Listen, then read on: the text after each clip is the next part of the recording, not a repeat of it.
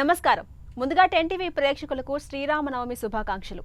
శ్రీరామనవమి పండుగను ప్రతి ఏడాది అత్యంత భక్తి శ్రద్ధలతో మనం చేసుకుంటూ ఉంటాం. అదేవిధంగా శ్రీరాముడు ఒక్కొక్క దేవాలయంలో ఒక్కొక్క ప్రాంతంలో ఒక్కో విధంగా మనకు దర్శనమిస్తూ ఉంటారు. కోదండరామునిగా, బాలరాముడిగా ఇలా ఒక్కొక్క రూపంలో మనకు దర్శనమిస్తూ ఉంటారు. ఇవాళ మనం ఏ దేవాలయంలో ఏ విధమైన పూజా కార్యక్రమాలు చేస్తూ ఉంటారో తెలుసుకుందాం. మనతో పాటు ఉన్నారు ప్రముఖ ఆధ్యాత్మికవేత్త రామకృష్ణమూర్తి గారు. వారితో మాట్లాడదాం, తెలుసుకుందాం. నమస్కారం గురువు గారు. వామే భూమిసుతా పురశ్చ హనుమాన్ పశ్చాత్ సుమిత్రాసుతః శత్రుఘ్నో భరతశ్చ పార్శ్వదళయోః వావ్యాదికోణేషు చ సుగ్రీవశ్చ విభీషణశ్చ యువరాట్ తారాసుతో జాంబవాన్ మధ్యే నీల సరోజ కోమల రుచిం రామం భజే శ్యామలం రామం భజే శ్యామలం. గురువుగారు, ప్రతి సంవత్సరం అత్యంత భక్తి శ్రద్ధలతో కన్నుల పండుగగా శ్రీరామనవమి వేడుకను ప్రతి ఒక్క భక్తుడు కూడా చేసుకుంటూ ఉంటారు. అయితే శ్రీరామనవమిని ఎందుకు జరుపుకోవాలి? అసలు శ్రీరామనవమి అంటే ఏంటి? రావణాసురుడి బాధకు తట్టుకోలేక దేవతలంతా శ్రీమన్నారాయణుడితో మొరపెట్టుకుంటే దశరథుడు యాగం చేస్తున్న సమయంలో శ్రీమన్నారాయణుడు దశవర్ష సహస్రాణి దశవర్ష శతాని చ వత్స్యామి మానుషే లోకే పాలయన్ పృథివీమిమాం అని వాళ్ళకు అభయమిస్తాడు.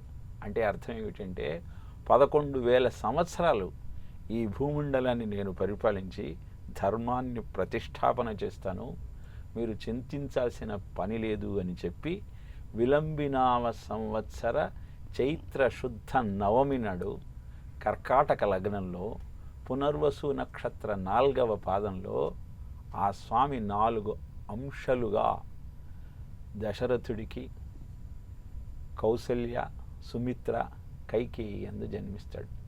జ్యేష్ఠం రామం మహాత్మానం భరతం కైకయీసుతం సౌమిత్రిం లక్ష్మణమితి శత్రుఘ్నం అపరం తథా వశిష్ఠ పరమప్రీతో నామాని కృతవాన్ తదా అని చెబుతాడు రామాయణంలో. అంటే అర్థం ఏమిటి అంటే, అలా 4 అంశాలుగా జన్మించిన రామచంద్రమూర్తి కౌసల్యకు మొట్టమొదటి సంతానంగా రామ అన్న నామంతో జన్మిస్తే, ఇంకొక అంశగా కైకేయికి భరతుడిగా, సుమిత్రకు లక్ష్మణ శత్రుఘ్నులుగా జన్మించాడు.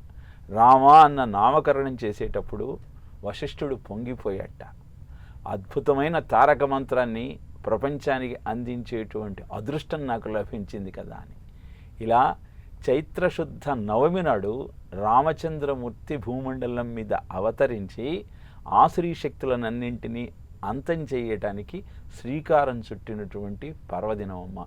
అందుకే శ్రీరామ నవమిని మనం దేశమంతా, ఆ మాటకొస్తే ప్రపంచంలో కూడా చాలా దేశాల్లో చాలా గొప్పగా ఈ పండుగను జరుపుకుంటారు. వాజ్పేయి గారు మన ప్రధానమంత్రిగా ఉన్నప్పుడు మలేషియాకు వెళితే అక్కడ వాళ్ళు ఈ సీతారామ కళ్యాణ ఘట్టాన్ని ప్రదర్శించారట.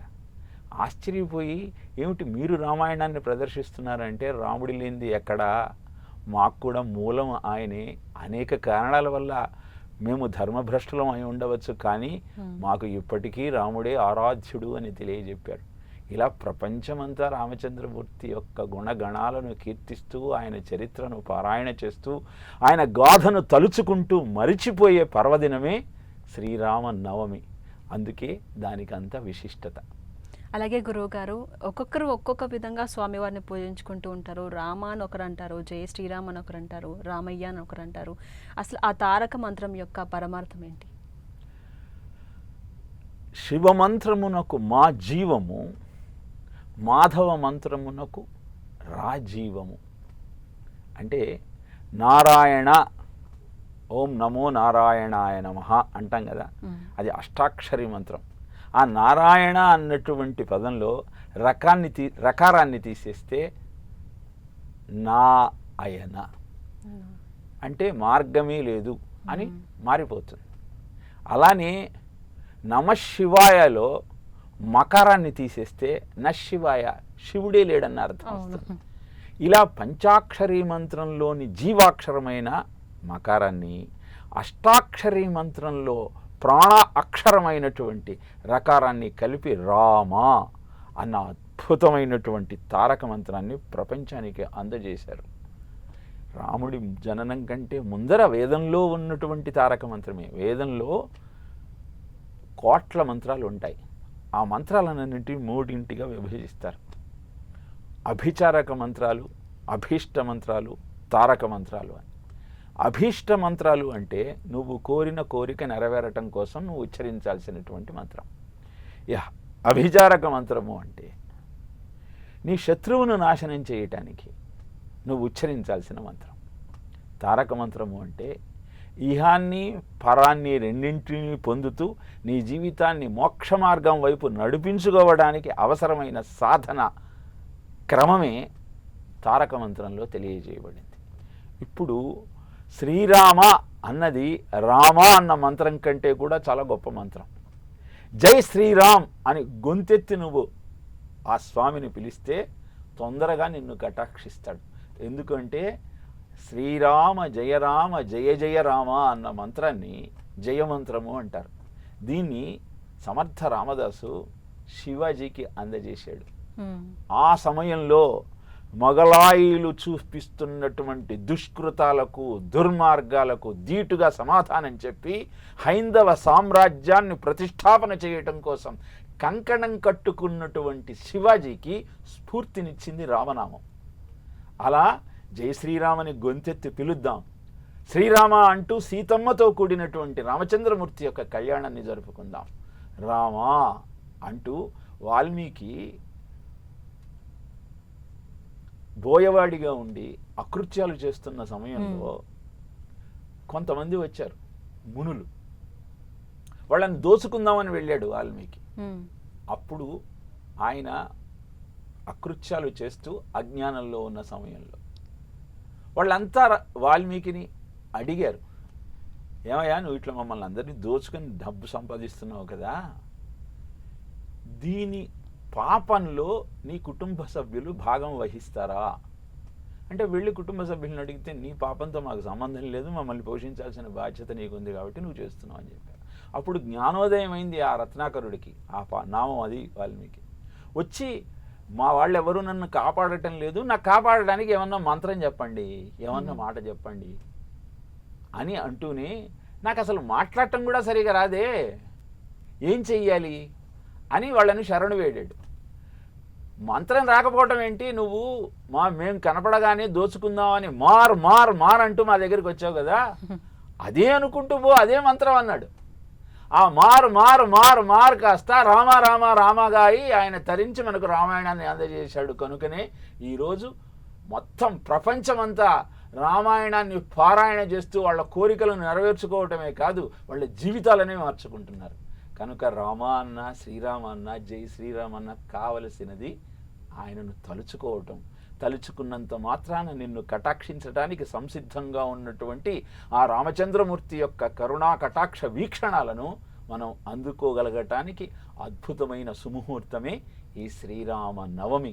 28 చతుర్యుగాలు గడిచినా ఈనాటికి కూడా మనం వాడవాడ వీధి వీధి ఆయనకు కళ్యాణ మహోత్సవాన్ని జరుపుతూ మనకు కళ్యాణం జరగాలని కోరుకుంటున్నామంటే ఎంత శక్తివంతమైనటువంటి మంత్రరాజమో రామమంత్రం మనకు అర్థమవుతుంది.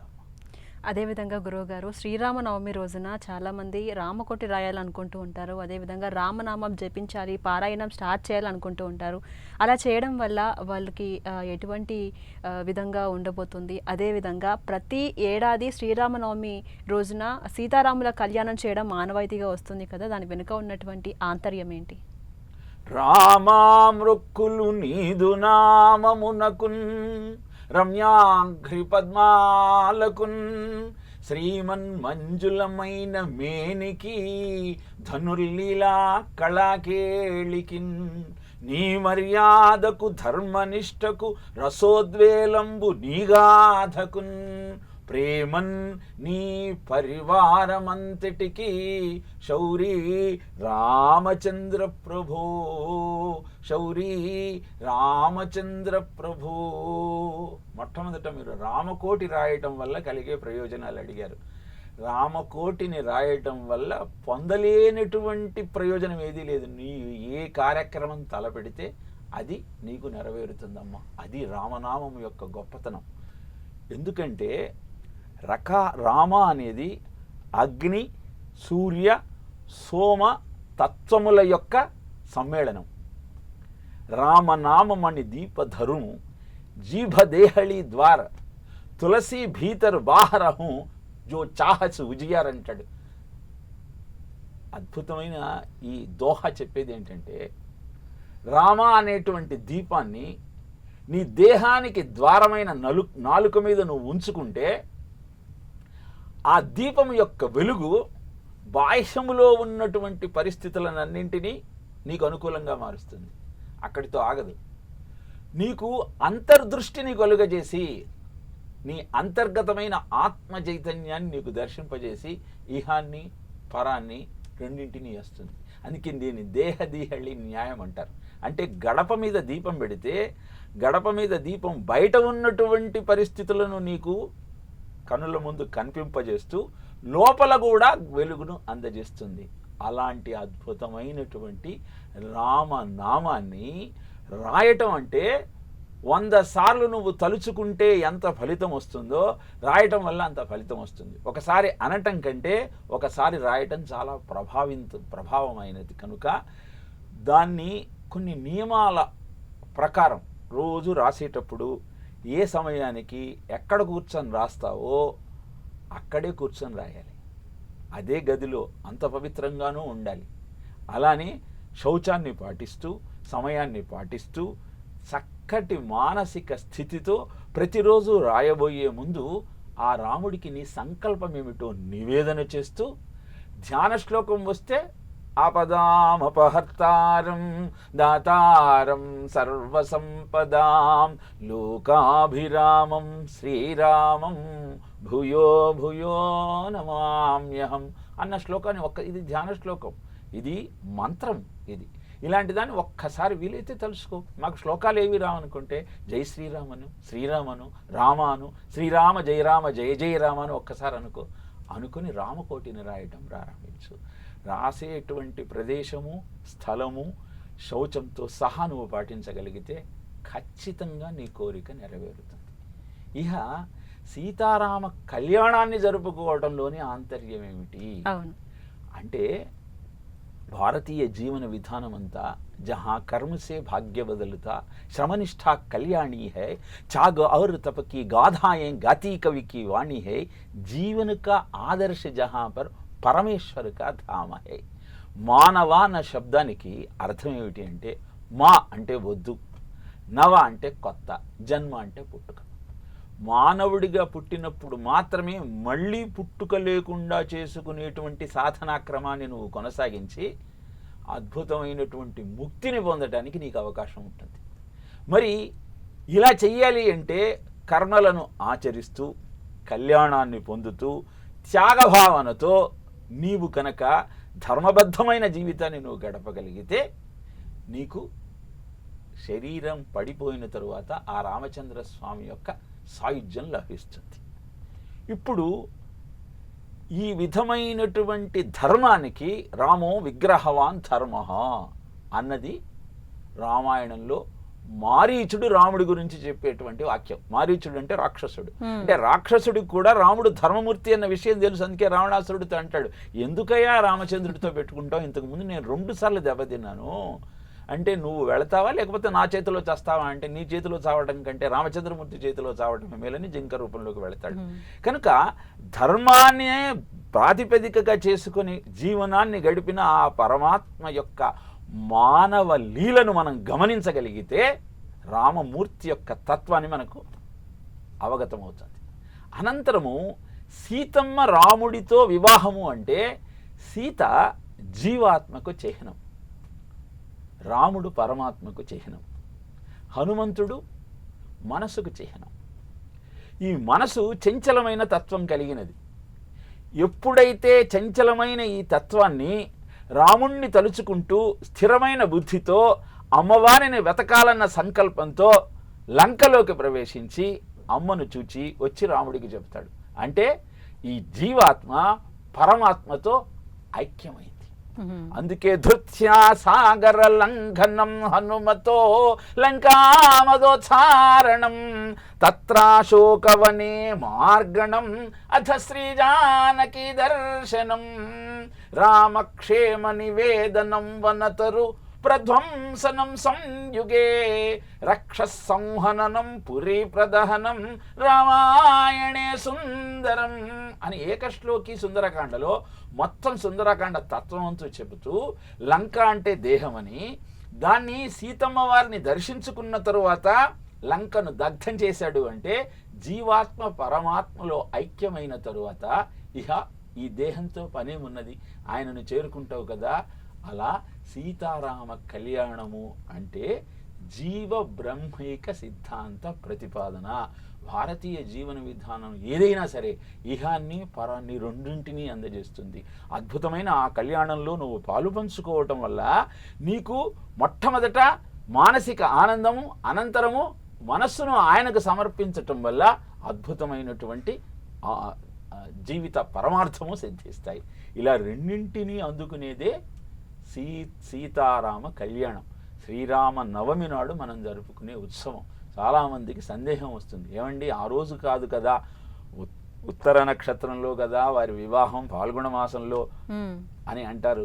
అంటే ఏ రోజైతే నువ్వు ఆయన్ని చేరుకుంటావో ఆ రోజేనయ్యా నీకు కళ్యాణం. వాళ్ళ కళ్యాణాలు జరుపుకుంటూ ఆయన జన్మదినోత్సవం నాడే అద్భుతమైన ఆ ఉత్సవాన్ని జరుపుతూ నీ జీవిత పరమార్థాన్ని తెలుసుకోవటమే నీ యొక్క లక్ష్యం. అందుకే ప్రతి శుభలేఖ మీద జానక్య కమలామలాంజలి పుటే యా పద్మరాగాయితా న్యస్తారాఘవ మస్తకేర్చ విలసత్కుంద ప్రసూనాయితా స్రస్తా శ్యామల కాయకాంతి కలితా యా ఇంద్రనీలాయితా ముక్తాస్తా శుభదా భవంతు భవతాం శ్రీరామ వైవాహిక అని ఆ సీతారామ కళ్యాణ మహోత్సవం యొక్క సందర్భాన్ని ప్రతి శుభలేఖ మీద అచ్చువేయటంలో ఆంతర్యం ఏమిటి అంటే సీతమ్మ వారి చేతులు చాలా ఎర్రగా ఉన్నాయట. దాంట్లోకి తలంబ్రాలు తీసుకోగానే తెల్లటి తలంబ్రాలు ఎర్రగా మారిపోయినాయట. ఎలా అంటే పద్మరాగాల్లాగా మారిపోయినాయట. వాటిని తిరిగి రామచంద్రమూర్తి యొక్క శిరస్సు మీద వేసేటప్పుడు వాటి స్వస్వరూపాన్ని పొంది అవన్నీ కుందములు అంటే మల్లెపూల్లాగా తెల్లగా అయిపోయినాయట. ఎప్పుడైతే ఆ రామచంద్రమూర్తి యొక్క దేహం మీద పడిందో, ఆయన నీలమేఘశ్యాముడు కదా, అందుకని అవి ఇంద్రనీలమణులుగా మారిపోయాయట. ఇలా ఎర్రగా తెల్లగా నీలంగా మారిన ఆ అక్షతలను ఎవరైతే తలుచుకుంటారో వాళ్ళకి అన్ని శుభాలు కలుగుతాయి. అంటే ఎర్రదనం రజోగుణానికి, తెల్లగుణం సత్వగుణానికి, తెల్లదనం సత్వగుణానికి, నీల రంగు తమోగుణానికి చిహ్నం. ఎవరైతే వారి సీతారామ కళ్యాణ ఘట్టాన్ని తలుచుకుంటారో వాళ్ళు ఈ త్రిగుణములకు అతీతమైన ప్రకృతి యొక్క ప్రభావం నుంచి బయటపడి రామచంద్రమూర్తి యొక్క కృపకు పాత్రులు కాగలుగుతారని చెప్పటమే సీతారామ కళ్యాణ మహోత్సవం యొక్క అంతరార్థం. అందుకే అద్భుతమైన ఆ ఉత్సవంలో పాల్గొని మన జీవితాన్ని ధన్యం చేసుకునే ప్రయత్నం చేయమని చెప్పటమే ఈ సీతారామ కళ్యాణ మహోత్సవం యొక్క అంతరార్థం తల్లి. అదేవిధంగా గురువు గారు, శ్రీరామనవమి రోజున ప్రతి ఒక్కరూ ఏ విధమైన పూజా విధానం పాటించాలి, తీసుకోవాల్సిన జాగ్రత్తలు, అలాగే ఏ నియమాలు అవలంబించాలి, అదేవిధంగా ప్రతి ఒక్కరు కూడా శ్రీరామనవమి రోజున కుటుంబ సమేతంగా కళ్యాణ మహోత్సవంలో కూర్చోవచ్చు అంటారా, లేదా పెళ్లి కాని వాళ్ళే కళ్యాణంలో కూర్చోవచ్చు అంటారా? మంచి ప్రశ్న. శ్రీరామనవమి నాడు సూర్యోదయానికి ముందర లేచి అభ్యంగన స్నానం చేసి శుచిగా ఉపవాసం ఉండి కుటుంబ సమేతంగా కళ్యాణంలో కూర్చోవాలి. మీ గోత్రనామాలతో ముందర సంకల్పం చెప్పించుకోవాలి. ఏ కార్యక్రమాన్ని చేసినా సంకల్పం తప్పకుండా చెప్పుకోవాలి. సంకల్పం లేకుండా చేసే ఏ సత్కర్మ కూడా నీకు పూర్తి ఫలితాన్ని అందివ్వదు. కాబట్టి కుటుంబ సమేతంగా దానిలో కూర్చోవాలి. మీరు ఇందాక అవివాహితులు మాత్రమే కూర్చోవాలి అంటే కళ్యాణానికి మీరు చెప్పుకున్న అర్థం ఏమిటంటే కేవలం వివాహం అని. వివాహం అయిన వాడికి కూడా కళ్యాణం జరుగుతుంది అంటే కళ్యాణము అంటే శుభము, సంపదలు చేకూరుతాయి. వివాహం అయినంత మాత్రాన ఏ కష్టాలు లేకుండా ఉండవు కదా. వివాహం అయిన తర్వాత సంతానం కలగలేదని, ఇంకా సరియైన ఉద్యోగం రాలేదని, తానున్న ఊరికి ట్రాన్స్ఫర్ కాలేదని, ఇలా అనేకమైన సమస్యలతో ప్రతి గృహస్థు ఏదో చికాకు పడుతూ ఉంటాడు. వాటన్నింటి నుంచి బయటపడాలి అంటే సీతారామ కళ్యాణ మహోత్సవంలో దంపతులు కుటుంబంతో సహా కూర్చొని ఆయనను అర్చించగలిగితే, ఇంకొక విషయం బాగా జ్ఞాపకం పెట్టుకోవాల్సింది, మీరు సీతారామ కళ్యాణ మహోత్సవంలో ఆయన వివాహాన్ని జరిపించవాలన్న సంకల్పంతో కూర్చున్నప్పుడు మీ సెల్ ఫోన్లు ఎట్టి పరిస్థితుల్లో దగ్గర పెట్టుకోకండి. ఓకే. అలానే కూర్చున్నంతసేపు అద్భుతం అయినటువంటి ఆ సీతారామ కళ్యాణ ఘట్టాన్ని గుర్తు చేసుకోండి. ఎలా జరిగింది ఆ వివాహం, ఆ రామచంద్రమూర్తి వచ్చినప్పుడు సీతమ్మ ఆయనను ఎలా చూసింది, మంజూషలోనే అమర్చి కోణంబందు నొక్కి తాటంకొప్పు గట్టెగాబోలు మంజూషిక వినిర్గమన వేళకే జావల్లి బిగిసియుండే తాళ ప్రమాణమౌ ధనసు జానకి దృష్టికి అడ్డంబుగా వచ్చు నంచు ఎంచె కాబోలు అడ్డంబుగా గనూపూలి పిడిబాకువోలే తాట వీలులాగే అతని దృష్టికి జానకి ఆగలేదు, అతని కృష్టికి శివసన సాగలేదు, సీత పూజడ వెన్నుగా శిరము వంచే చెరుకు గడవోలే నడిమికి విరిగే ధనుసు అని చెప్తారు విశ్వనాథ సత్యనారాయణ వారు. అంటే ఆయన సీతమ్మను చూడాలన్న తాపత్రయంతో అడ్డంగా నిలువుగా ఉన్న ధనుస్సును అడ్డంగా పెట్టి విరిస్తే అది చెరుకుగడ విరిగినట్టు విరిగిందిట.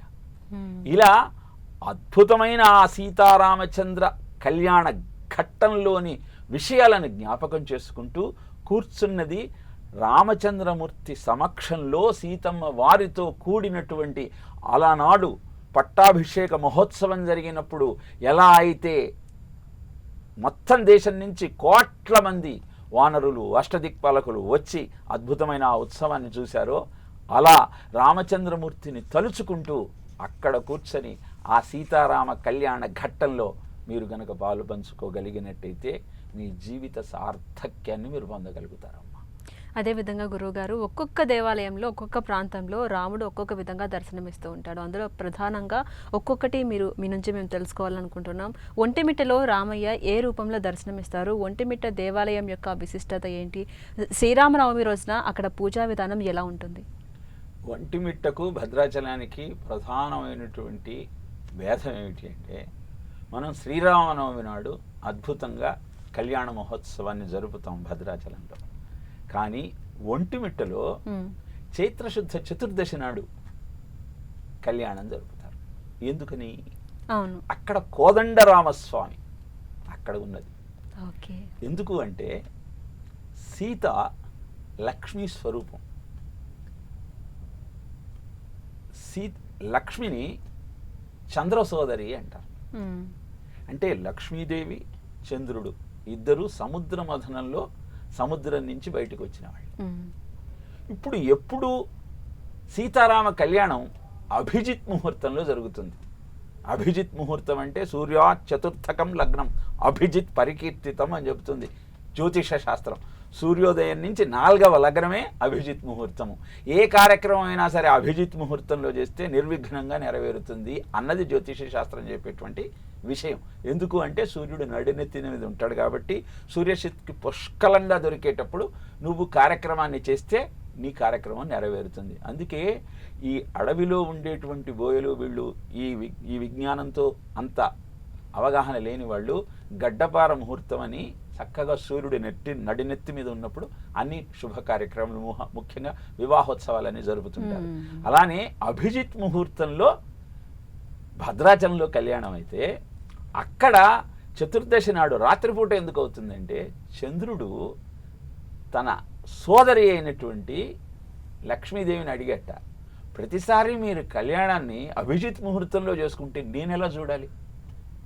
కాబట్టి నేను కూడా చూడటం కోసం, నా కోరికను తీర్చటం కోసం మీరు ముహూర్తాన్ని మార్చమన్నట. ఇప్పుడు చతుర్దశి నాడు అక్కడ కళ్యాణం జరిగి రథోత్సవము పౌర్ణమి నాడు జరుగుతుంది కనుక పుష్కలంగా వెన్నెలు ఉంటుంది. చంద్రుడు అద్భుతమైనటువంటి ఆ ఉత్సవాన్ని చూడగలుగుతాడు. ఇది పురాణ కథ. అక్కడ ఒంటిమిట్ట అంటే ఏకశిలాపురము అంటారు. ఎందుకు అంటే ఒకే శిల మీద సీత, రాముడు, లక్ష్మణుడు ముగ్గురు ఉంటారు. హనుమంతుడు లేని ఆలయం అది ఒంటిమిట్ట. ఎందుకు అంటే ఏ విధంగానైతే విశ్వామిత్రుడు రామచంద్రమూర్తిని, లక్ష్మణుణ్ణి యాగ సంరక్షణకు తీసుకుని వెళ్ళాడో, అలానే మృకుండ మహర్షి, శృంగి మహర్షి వీళ్ళిద్దరూ కూడా ఈ ముగ్గురిని ఆహ్వానించారట మా యాగాన్ని సంరక్షించమని. ఈ ముగ్గురు వెళ్ళి అక్కడ యాగాన్ని సంరక్షించిన తర్వాత జాంబవంతుడు ముగ్గురిని ఒకే శిల మీద చిత్రీకరించి అక్కడ ప్రతిష్ఠించాడు. అందుకే పోతనామాచుడు కూడా అక్కడే రచన చేశాడు. ఎందుకంటే ఏకశిలాపుర వాసిని నేను అని చెప్పాడు అని. మనం తెలంగాణలో అయితే ఓరుగల్లు, గల్లు అంటే రాయి, ఓరు అంటే ఒకటి కాబట్టి ఏకశిలా నగరం అని మనం చెప్పుకొని మురిస్తే, అక్కడ వాళ్ళు ఈ విధంగా ఎవరికైనా కావాల్సింది ఒకటేనమ్మా, రామచంద్రమూర్తి నావాడు, నేను ఆయనకి చాలా దగ్గర వాడిని అనే భావన. ఎన్నో ఐహిత్యాలను వాళ్ళంతటా వాళ్ళు సృష్టి చేసుకున్నారో, నిజంగా ఏం జరిగిందో మనకు అనవసరం, కానీ ఆ భావన మన హృదయాన్ని ఆర్ద్రంగా మార్చేసి సూర్యస్పర్ధి కిరీటమూర్ధ్వతిలక ప్రోద్భాసి ఫలాంతరం కారుణ్యాకుల నేత్రమార్ద్రమసితోల్లసం సునాసాపుటం గండోజ్జన్మకరాభకుండల యుగం కంఠోజ్వలం కౌస్తుభం అంటూ అద్భుతమైన ఆ శ్రీమన్నారాయణుడి రూపాన్ని నారాయణీయంలో వర్ణిస్తాడు. తలుచుకుంటేనే ఆర్ద్రంగా మారిపోతున్నటువంటి మన మనస్సు యొక్క వికారాన్ని నిగ్రహించుకోవటం కోసం రాత్రిపూట చంద్రుడు ప్రకాశంగా ఉన్నప్పుడు చంద్రమా మానసో జాతః అని నీ మనస్సును ప్రభావితం చేసేవాడు వాడు కనుక, వాడు పూర్ణ కళలతో ఉన్నప్పుడు కూడా సీతారామచంద్ర స్వామి యొక్క వివాహాన్ని ఆయన కనులారా చూసుకొని తరించవయ్యా. కారణం ఏదన్నా పెట్టుకో, ఎన్నిసార్లు ఆ వివాహ మహోత్సవాన్ని నువ్వు చూడగలిగితే అంత ఆనందం నీకు కలుగుతుంది కదా. కనుక రామచంద్రమూర్తిని తలుచుకుంటూ తరింపచేయటం కోసమే ఇన్ని రూపాలు, ఒక చోట బాలరాముడు, ఒక చోట కోదండరాముడు, ఒక చోట భద్రాద్రి రాముడు, ఒక చోట పట్టాభిరాముడు అంటూ అనేక రూపాలు, అనేక నామాలు ఆయనకు పెట్టుకొని మురిసిపోతూ ఆయన గురించి తలుచుకుంటూ వేద వర్ణనీయమవు నామముతో విధిరుద్రాదులకు మేల్మియవు రూపముతో మోద సదనమగు పటు చరితముతో ఆయన చరిత్ర, ఆయన రూపము, ఆయన నామము మనకు అద్భుతమైన ఆనందాన్ని కలిగించేటువంటి విషయం కనుక ఆయనను తలుచుకుంటూ తరించే ప్రయత్నం చేద్దాం. అదేవిధంగా గురువుగారు, అయోధ్యలో బాలరామునిగా మనకు దర్శనమిస్తుంటాడు ఆ రామయ్య. రామనవమి వేడుకలు అయోధ్యలో ఎలా జరుగుతాయి? అద్భుతంగా జరుగుతాయమ్మా. నిజంగా అయోధ్యలో ఈ శ్రీరామనవమి పర్వదినోత్సవం నాడు ఉండగలిగితే అక్కడ ప్రతివాడు రాముణ్ణి తమ పుత్రుడిగా భావిస్తారు. ఎందుకంటే అయోధ్యాధిపతి దశరథుడు కనుక వాళ్ళంతా దశరథులుగా తమను తాము భావించుకుంటూ ఆయనను రామ్లాలా అని సంబోధన చేస్తూ ఆయనను కీర్తిస్తూ పొంగిపోతారు. నిజానికి రామాయణంలో రాముడి బాల్యలీలను చాలా తక్కువ వర్ణిస్తాడు. 14వ సర్గలో లక్ష్మణుడు లేనిదే రాముడు, రాముడు లేనిదే లక్ష్మణుడు ఉండలేదు అని చెప్పి 18వ సర్గలో విశ్వామిత్రుడు వచ్చి వీళ్లను తీసుకువెళ్ళటం జరుగుతుంది. మరి కానీ బాలరాముణ్ణి అక్కడ ప్రతిష్ఠించటంలోని ఆంతర్యం ఏమిటి, బాలరాముడిగా అక్కడ ఆరాధించటంలోని ఆంతర్యం ఏమిటి అంటే, ఈనాటి జాతిలో చిన్నతనం నుంచే రాముని యొక్క మాహత్యాన్ని పిల్లలకు తెలియజేసి, ఏ విధంగానైతే రాముడి జీవితం ప్రపంచానికి ఆదర్శమైందో అలా అందరూ తరించాలని వారి యొక్క ఆలోచన. కౌసల్య రాముణ్ణి పిలిచిందిట. పిలిచి మీ నాన్నగారి పేరేంటో చెప్పమందట దశరథుడి చూపించి. తాను మొట్టమొదట నీ పేరేమిటి అని అడిగిందిట. అనగానే తాను లాములు అన్నట్టు, ఆయనకి సరిగ్గా మాటలు రావట్లేదు. అందుకని రాముడు అనటానికి రకారం పలక్క లాములు అన్నట. తండ్రి పేరెవరయ్యా, మీ నాన్నగారి పేరేంటి దాచాతమాలాలు అన్నట్టు. నవ్వులే నా పేరన, మరి నా పేరేంటి? అమ్మగాలు. నోలిందల్లి కౌసల్య నాగా అనబోయి రాక కనుల నీరు వెట్ట కౌసల్యను కాదులే అమ్మనే అని కౌసల్య ప్రభును ముద్దాడడిని అంటారు విశ్వనాథ వారు రాముడి బాల్యలీలను చెబుతూ. ఇలా అద్భుతమైన ఆనందాన్ని అందించేటువంటి ఆ తల్లి సంకలో పిల్లవాడిని వేసుకొని ఆకాశంలో ఉన్న చంద్రుణ్ణి చూపిస్తూ చందమామ రావే అని గోరుముద్దలు పెట్టే ప్రయత్నం చేస్తే ఆ చంద్రుడిని నాకిమ్మని మారాన్ చేస్తే అద్దంలో చూపించి ఇదే రామచంద్రమూర్తి, ఇదే బాలచంద్రుడు అని చెప్పి రామచంద్రమూర్తికి చెప్పారు అన్నది ఒక చిన్న కథ. ఇది మనం ఎందుకు ఈరోజు గుర్తు చేసుకోవాలి అంటే, ఈరోజు తల్లులంతా పిల్లలకి ఆకాశంలో ఉన్న చంద్రుడిని చూపించటంలా సెల్ ఫోన్లలో ట్యాబుల్లో ఉన్నటువంటి కార్టూన్లను చూపిస్తున్నారు. అందుకని తల ఎత్తి జీవించాల్సి నా మానవుడు తల దించుకొని జీవితాన్ని అంతా దుర్భరంగా మార్చుకుంటున్నాడు. కనుక అయోధ్యలో బాలరాముణ్ణి కీర్తిస్తూ ఈ శ్రీరామ నవమి మహోత్సవంలో ఆ కళ్యాణంలో పాలు పంచుకుంటూ అక్కడ జరిగే మహోత్సవాన్ని జ్ఞాపకం చేసుకుంటూ ఆ రామచంద్రమూర్తి యొక్క స్ఫూర్తిని మన జీవితానికి అందించుకుంటూ ముందుకు సాగమని చెప్పటం కోసమే బాలరాముడి రూపంలో అయోధ్యలో కొలువై ఉన్నటువంటి రామచంద్రమూర్తి యొక్క కళ్యాణాన్ని సీతమ్మతో ఆ దంపతుల యొక్క అద్భుతమైన దాంపత్యంలోని ఆంతర్యాన్ని ఔన్నత్యాన్ని గ్రహిస్తూ జీవితాన్ని ముందుకు తీసుకువెళ్ళమని చెప్పటమే అయోధ్యలో జరిగే బాలరాముడి యొక్క మహోత్సవ సందర్శనంలోని ఆంతర్యం. అదేవిధంగా గురువుగారు భద్రాచలంలో రామయ్య కోదండరామునిగా దర్శనమిస్తూ ఉంటారు. చాలామంది రామనవమి అంటేనే స్వామివారిని చూడాలి, ఆ కళ్యాణాన్ని వీక్షించాలని భద్రాచలం వెళ్ళాలి అనుకుంటారు. భద్రాచలంలో రామనవమి వేడుకలు ఎలా జరుగుతాయి? అక్కడికి వెళ్ళలేని భక్తులు ఎలా? హృదయాన్నే గుడిగా మార్చుకొని నిరంతర రామనామ జపంతో రామాయణ పారాయణాన్ని ప్రారంభించి రామాయణంలోని సీతారామ కళ్యాణ ఘట్టాన్ని జ్ఞాపకం చేసుకుంటూ ఇంట్లో ఉండే భద్రాద్రిలో ఉన్న భావన పొందొచ్చమ్మా. భద్రాద్రిలో జరిగే కళ్యాణ మహోత్సవం కోసం గోటితో వడ్లను మలిచి తలంబ్రాలుగా చేసి అక్కడికి పంపిస్తారు భక్తులు. దానిలో నువ్వు పాలు పంచుకో. అద్భుతమైన తలంబ్రాలను స్వామికి నువ్వే తయారు చేయగలిగితే ప్రభుత్వం నుంచి కానుకలతో పట్టు వస్త్రాలతో అమాత్యులు అక్కడికి వెళ్ళి ఆ సీతారామ కళ్యాణంలో తమ వంతు పాత్ర నిర్వహిస్తారు. నిజానికి రామదాసుకు ముందు ఇలా సీతారామ కళ్యాణ ఘట్టం అక్కడ జరిగేటువంటి ఆచారం లేదు. ఆలయాన్ని నిర్మించిందే రామదాసు కదా. ఆయన రామాలయాన్ని నిర్మించిన తరువాత ప్రతి శ్రీరామనవమికి కళ్యాణ ఉత్సవాన్ని జరుపుతూ ఉంటే అలా కొంతకాలం నడిచి మధ్యలో ధర్మ భ్రష్టత కలిగిన నేపథ్యంలో ఆ ఉత్సవాలు ఆగిపోయినాయి. కానీ ప్రభుత్వముల యొక్క చొరవతో మళ్ళీ ప్రభుత్వమే దానిలో పాత్ర వహిస్తూ అక్కడ ఉత్సవంలో ప్రభుత్వము తమ సహకారాన్ని అందిస్తూ అందరికీ రామభక్తి యొక్క ఔన్నత్యాన్ని తెలియజేసే ప్రయత్నం చేస్తూ ఉంది.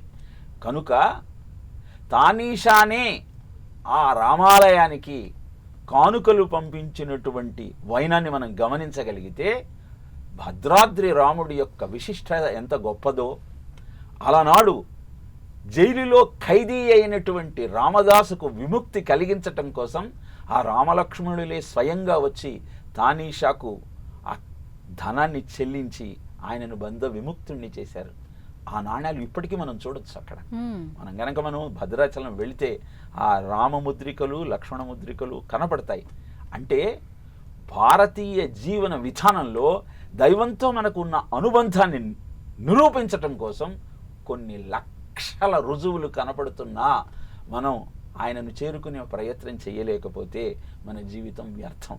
అక్కడికి వెళ్ళలేమన్న భావన పక్కకు పెట్టి నీ గుడినే భద్రాద్రిగా మార్చి సీతారాములను తలుచుకుంటూ ఆ కళ్యాణ ఘట్టాన్ని స్మరిస్తూ మీ వీధిలో జరిగేటువంటి సీతారామ కళ్యాణ మహోత్సవంలో నువ్వు పాలు పంచుకోగలిగితే భద్రాద్రి వెళ్ళి ఆ కోదండరాముణ్ణి దర్శించినటువంటి ఫలితం నీకు సంపూర్తిగా దక్కుతుంది అనటంలో ఎలాంటి సందేహం లేదమ్మా. గురుగారు శ్రీరామనవమి రోజున రామునికి నైవేద్యంగా ఏ పదార్థాన్ని సమర్పించాలి, నియమాలు ఏంటి? శ్రీరామనవమి నాడు మనం ఉపవసించి చక్కగా ఆ ఉత్సవంలో పాల్గొన్నప్పుడు ముఖ్యంగా మనం పానకం, వడపప్పు తప్పనిసరిగా పెడతాం. ఎందుకు ఈ రెండింటిని ఎంచుకుంటారు? తర్వాత అక్కడ కళ్యాణ మహోత్సవంలో భాగంగా పులిహోర, దద్దోజనం ఇలాంటి పదార్థాలన్నీ పెట్టినా ప్రధానంగా పానకము, వడపప్పు ఈ రెండు కూడా ఆరోగ్యానికి ఎంతో శ్రేయోదాయకమైనవి.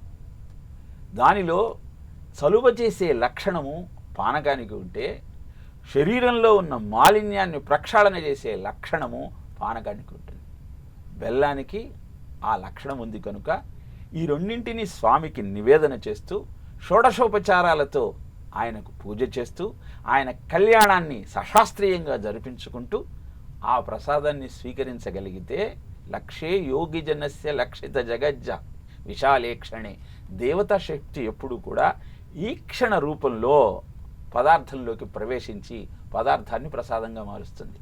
కనుక మీరు ఏ ఉత్సవంలో ఏ దేవతా శక్తిని ఆరాధన చేసేటువంటి పూజలో అయినా సరే పాల్పంచుకున్నప్పుడు ప్రసాదాన్ని తప్పనిసరిగా స్వీకరించి ఇంటికి కూడా తీసుకెళ్తాం మనం. ఎందుకంటే ఇంట్లో వాళ్ళు ఏదో కారణం వల్ల అక్కడికి రాలేకపోయినా వారికి ఈ ప్రసాదాన్ని అందించటం వల్ల వాళ్లకు ఆ దేవతా శక్తి యొక్క కృప పూర్తిగా లభిస్తుంది. కనుక వీటిని నివేదన చేస్తూ మనం చక్కగా సీతారామ కళ్యాణంలో పాలు పంచుకొని ఆయనను ఆరాధించే ప్రయత్నం చేద్దాం. శ్రీరామనవమి రోజున ఏ విధమైన పూజా కార్యక్రమాన్ని చేయాలి, అదేవిధంగా రామనవమి యొక్క వైశిష్ట్యాన్ని వివరించినందుకు ధన్యవాదాలు గురువుగారు. రామార్పణం. చూస్తారు కదా, ఇది ఇవాల్టి శ్రీరామనవమి ప్రత్యేక కార్యక్రమం. మరొక కార్యక్రమంతో మళ్ళీ కలుసుకుందాం. అంతవరకు సెలవు. నమస్కారం.